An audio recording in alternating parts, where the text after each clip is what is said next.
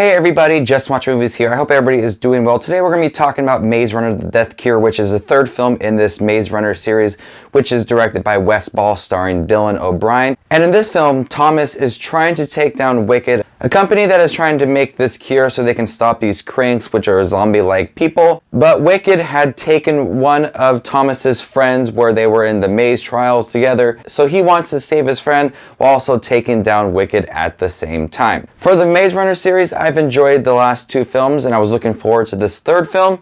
The Maze Runner films are some of my favorite young adult adaptations. What I like about Maze Runner: The Death Cure is that it really draws you in the very first few minutes of this movie. It opens up with a heist scene of Thomas and his friends trying to save their friend from a train. They try to take a piece of the train that has their friend on it.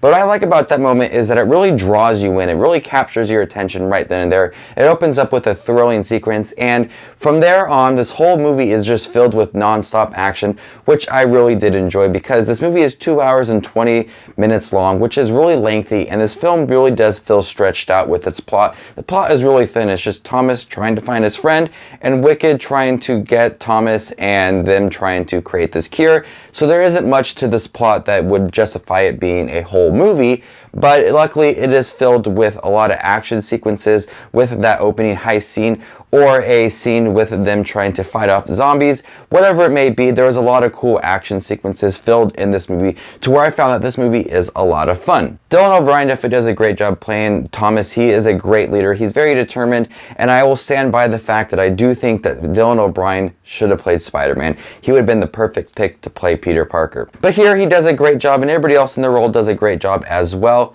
I've never had any issues with the performances in any of these movies. Even though this movie is too long, I did like a lot of the action sequences. It told its story very nicely and had a clear focus that it really wanted to end this series. It didn't want to draw it out like some other young adult adaptations have done before.